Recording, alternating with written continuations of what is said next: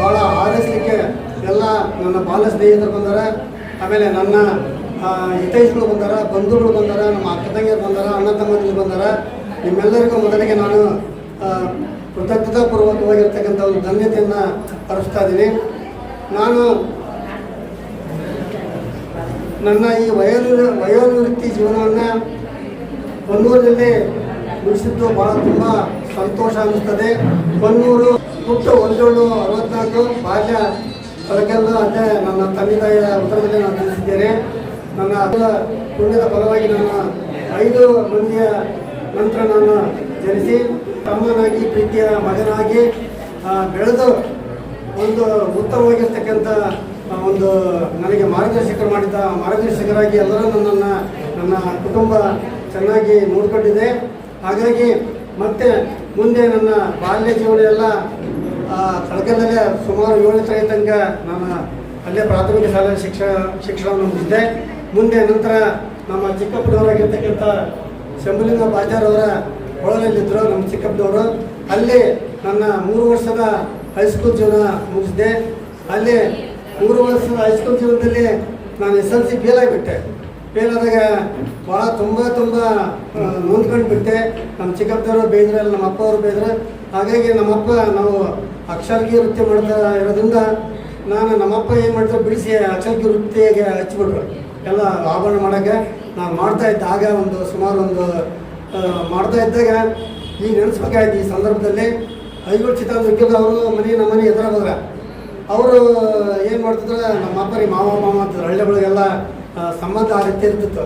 ಅಕ್ಷರ ಇರ್ಬೋದು, ಇಲ್ಲ ಇರ್ಬೋದು. ಹಾಗಾಗಿ ಮಾವ ಏನು ಮಾಡ್ತಾ ಅಂತ ಬಂದು ಕೂರೋರು ನಮ್ಮನ್ನು ನೋಡ್ತಾ ಇದ್ರು ಮಾಡೋದು ಅದಿದ್ದು. ಅವಾಗ ಹಿಂಗೆ ಕುಂತಾಗ ನಾನು ಮಾಡ್ತಾಯಿದ್ದೆ, ಕೆಲಸ ಮಾಡ್ತಿರುವಾಗ ಶಾಲೆಗೆ ಬಿಡಿಸಿಂಗ್ ಮಾಡಿದೆ. SLC ಫೇಲ್ ಆದರೆ ಏನಾಯ್ತು, ಮತ್ತೊಮ್ಮೆ ಕಟ್ಸು ಅಂತಂದು ಸುಮಾರು 2 ಸಲ ಕಟ್ಟಿಸಿ 3ನೇ ಸಲ ಪಾಸ್ ಆದೆ.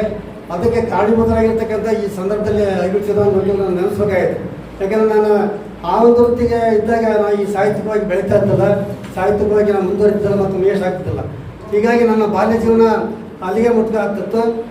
ಮತ್ತು ಹೈಸ್ಕೂಲಲ್ಲಿ ನಾನು SLC ಪಾಸ್ ಆದ ನಂತರ ನಮ್ಮ ಅಪ್ಪರೆಲ್ಲ ಮತ್ತೆ ನಿರ್ಧಾರ ಮಾಡ್ತಾರೆ ಏನೋ ಓದಿಸೋಣ ಅಂತಂದು.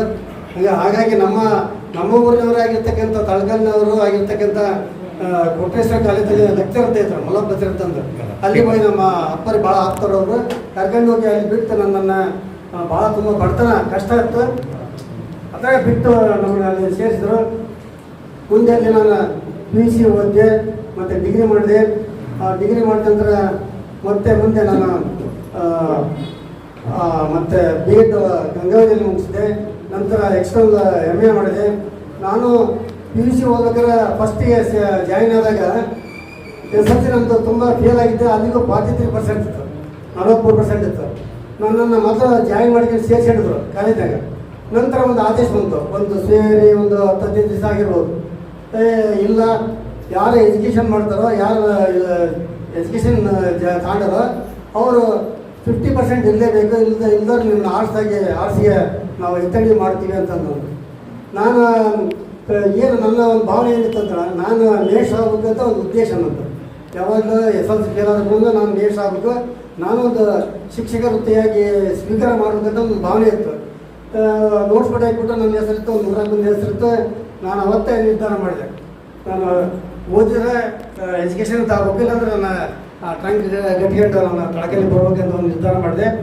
ಒಂದು 2 ದಿನ ಕಾದೆ, ಅವ್ರಿಗೆ ಅವಕಾಶ ಇತ್ತು. ಒಂದು 2 ದಿನ ಕಾಯಕ್ಕೆ ಮತ್ತೆ ಒಂದು ನೋಟಿಸ್ ಬೋರ್ಡ್ ಬಂತು, ಈ ವರ್ಷ ಯಾರು ಜಾಯ್ನ್ ಆಗಿರಿ ಅವ್ರು ಇರಲಿ, ಮುಂದಿನ ವರ್ಷ ಮತ್ತೆ ಆ ರೀತಿ ಇರೋದಿಲ್ಲ ಅಂತ ಬಂತು. ಹಾಗಾಗಿ ಆ SK ಕಾಲೇಜ್, ಕೊಟ್ರೇಶ್ವರ ಕಾಲೇಜ್ ಕೂಡ ನಾನು ನನ್ನ ಧನ್ಯವಾದಗಳ ಸಂದರ್ಭದಲ್ಲಿ ಅರ್ಪಿಸಬೇಕಾಗ್ತದೆ.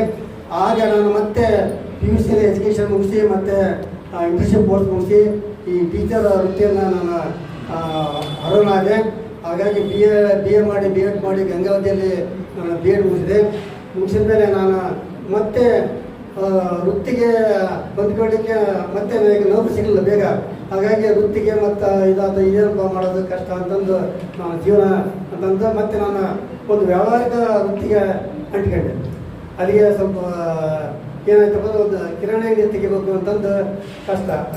ಅವಾಗ ಹಂಗೆ ಮಾಡ್ಕೊಂಡೆ, ಯಾಕೆಂದರೆ ಹಳ್ಳಿ ಒಳಗೆ ಈ ಅಕ್ಷರ ವೃತ್ತಿ ನಡೀತಾ ಇದ್ದಲ್ಲ, ಅವಾಗೆಲ್ಲ ಕಷ್ಟ ಆಯ್ತು.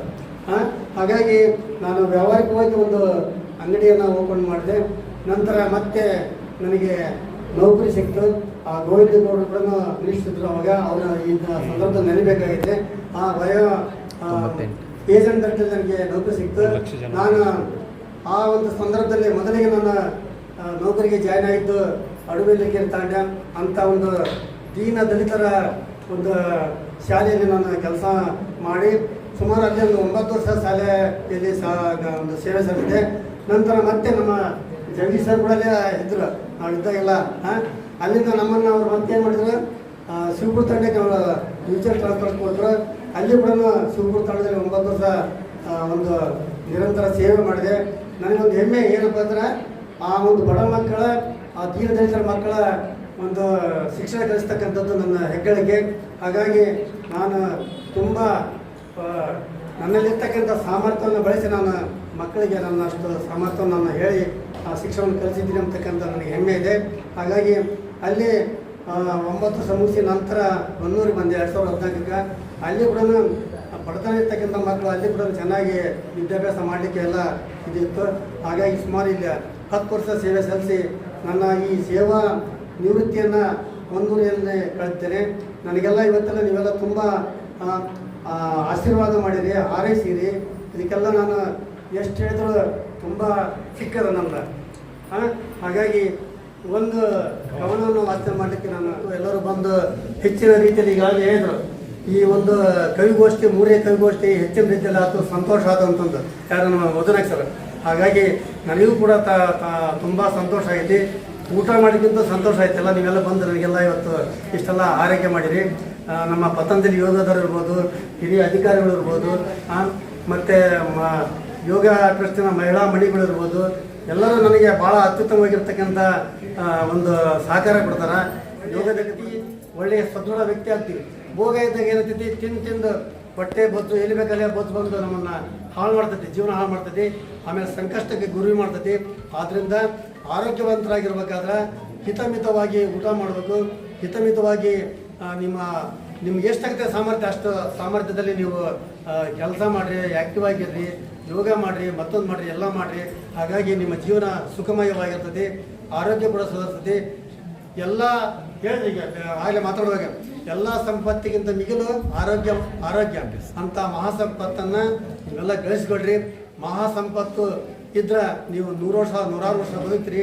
ಮೊನ್ನೆ ನೀವು TV ನೋಡಿರ್ಬೋದು, 125 ವರ್ಷದ ಒಬ್ಬ ಸಾಧಕಿ, ಯೋಗ ಸಾಧಕಿ, ರಾಷ್ಟ್ರಪತಿಯವರಿಂದ ಪ್ರಶಸ್ತಿ ಇದು ಸ್ವೀಕಾರ ಮಾಡಿ ಪದ್ಮಶ್ರೀ ಪ್ರಶಸ್ತಿಯನ್ನು. ಹಾಗಾಗಿ ಯೋಗದಿಂದ ಏನೆಲ್ಲ ಐತಿ, ಯೋಗದಿಂದ ಧ್ಯಾನ ಪ್ರಾಣಾಯಾಮ ಮಾಡಿದ್ರೆ ನಿಮ್ಮ ಮನಸ್ಸು ಸದೃಢವಾಗ್ತದೆ, ದೇಹ ಸದೃಢವಾಗ್ತದೆ. ಆ ಮನಸ್ಸಿನಿಂದ ಉಲ್ಲಾಸವಾಗಿರ್ತೀರಿ. ಎಷ್ಟೆಲ್ಲ ನೀವೆಲ್ಲ ಕಷ್ಟದಿಂದ ಕೆಲಸ ಮಾಡಿದ್ರು ದಿನನಿತ್ಯ ನೀವು ಯಾವುದೇ ನೋವು ಅನ್ಸಲ್ಲ, ಸಾಕನ್ಸೋದಲ್ಲ, ಮನಸ್ಸು ಲವಲವಿಕೆಯಿಂದ ಇರ್ತೈತಿ, ದೇಹ ಯಾವಾಗಲೂ ಬಳಲೋದಿಲ್ಲ. ಆದ್ದರಿಂದ ಯೋಗ ಮಾಡಿರಿ. ಯೋಗದಲ್ಲಿ ಭಾಳ ಉತ್ತಮವಾಗಿರ್ತಕ್ಕಂಥ ಆರೋಗ್ಯವನ್ನು ಪಡಿತೀರಿ. ಹೀಗಾಗಿ ಇಲ್ಲಿ ನಮ್ಮ ಪಡಲಿ ಪಟ್ಟಣದಲ್ಲಿ